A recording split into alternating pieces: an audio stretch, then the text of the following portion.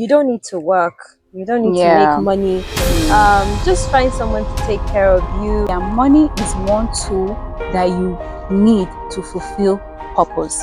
God is not going to love you tomorrow better than He loves you today. Already, yeah. Well, welcome to everyone out there. My name is Tayiwa from Tayiwa's Corner, where faith meets everyday living. And we are here for our very first podcast on the Life Audit. And I have my lovely sister here with me, Moral from Mosbury. Moral, say hi. Hi everyone. I'm so glad to be here, so delighted. I can't wait to see what we're going to talk about and how we can all benefit from this talk.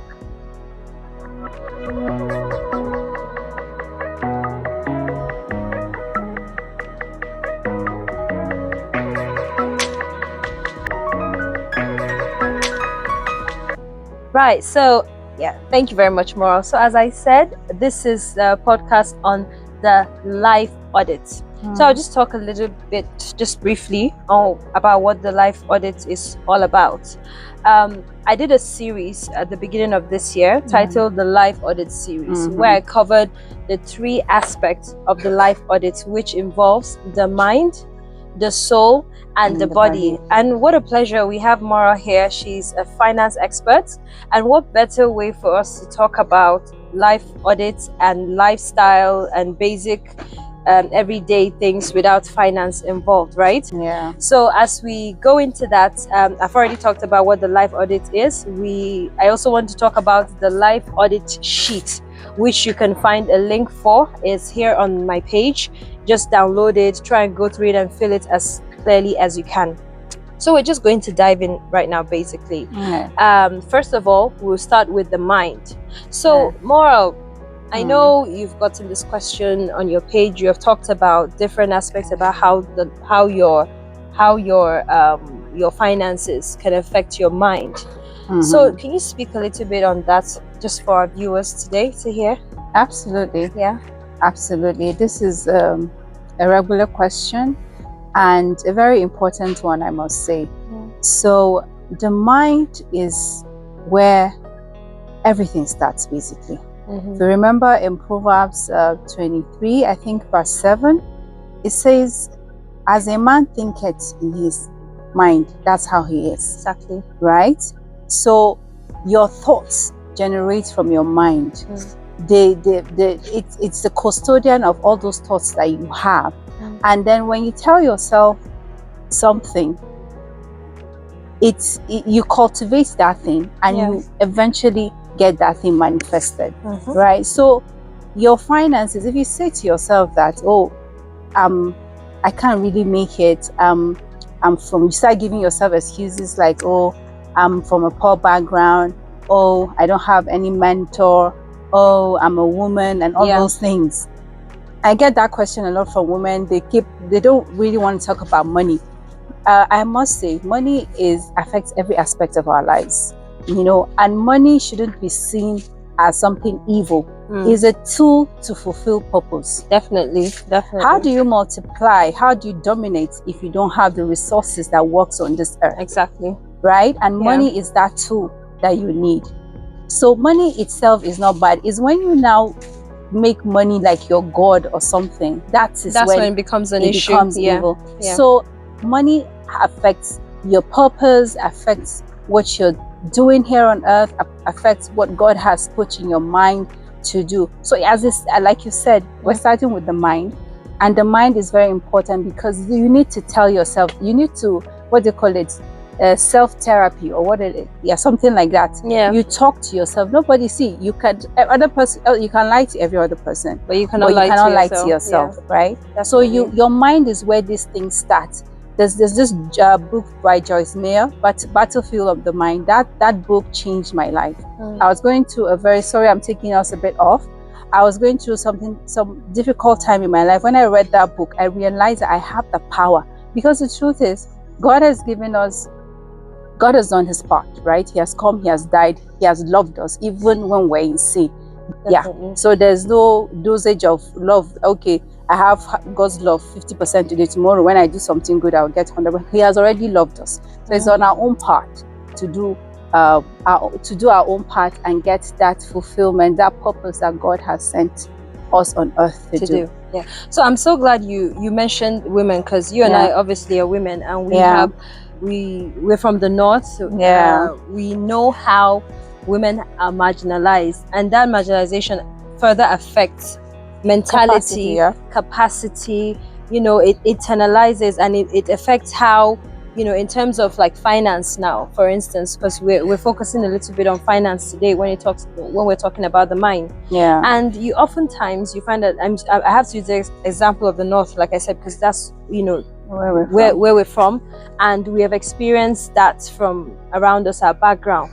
Women often have this mindset that, oh, you know, once you just get married, just find, you know, from your parents' house, you move to husband's house, and all you're just going to do is just stay and not do anything, not think about how to make it on your own, right? So Maura, you being a finance expert, I really want you to touch on this. Let's say some of our viewers, and just imagining, are women who have been told, you don't need to work, you don't need to make money, just find someone to take care of you, that sort of thing. But internally they're thinking, I want to do something of my own, I want to make something of myself. If you can just give us maybe like 2 tips, like 1 or 2 tips on how, just share with anyone listening. So I get asked that question as well. And I get this body language from some women, even though, I mean, the narrative is changing. But you still find, I mean, there's nothing wrong with you just wanting to just support your husband 100%. I'm all for that, you know. I mean, you guys have become one unit, so you should function as a unit. But every individual that God has placed on this earth has a purpose. Definitely. So it has an expected end, right? From the day you were conceived, from the day you entered this world, God has placed in you something that will fulfill that purpose why you came to this world, right? And like I said earlier, money is one tool that you need to fulfill purpose.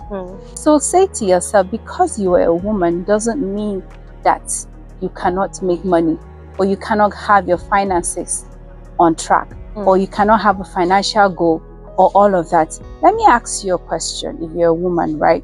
When you were in school, when you were writing your exams, I want to know, were you given an inferior exam question paper than the male candidates? Absolutely not. When you were going through your degree or your master's or whatever it is that you attained, when you were doing that, did they say, okay, for the male, their question is going to be harder, different? For the women, people are the sex, so stay here. You're not going to.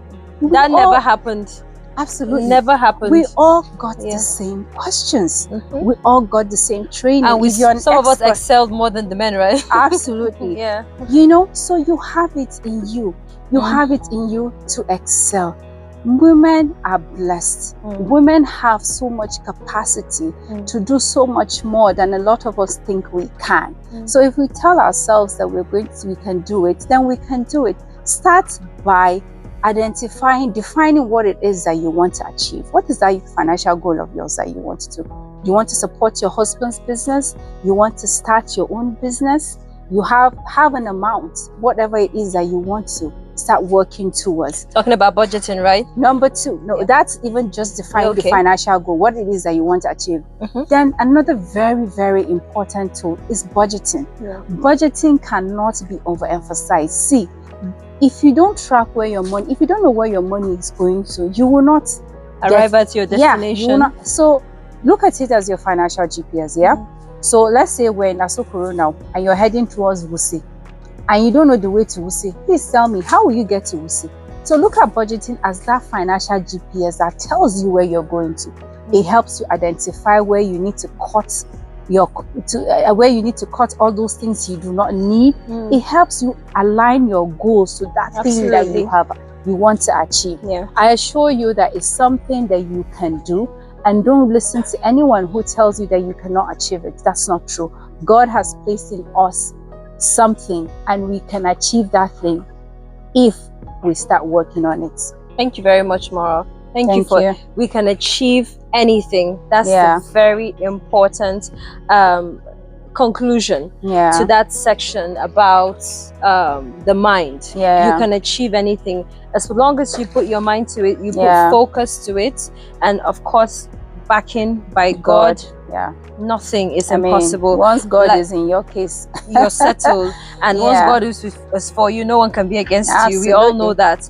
And I'm so glad Moral talked about how, you know, that point you made is actually something we don't really reflect on that, do we? We just, you know, you and a guy, we all went to school at some point, even if you went to an all boys or all girls school at some point, you know, at university or nursery or whatever, you must have been in the same class with a male or a male female, you know, combined, and there was never a time it was said, oh boys, these are your questions, girls are your questions. So why do we always feel that you know, when it comes to finances, the men are the only ones that know how to make money? I'm not so sure about this, but I've heard it several times that, you know, women have the capacity to multitask. Absolutely. It has been proven scientifically. It has. That I cannot point to one study, but I know this is true. We have that capacity to multitask.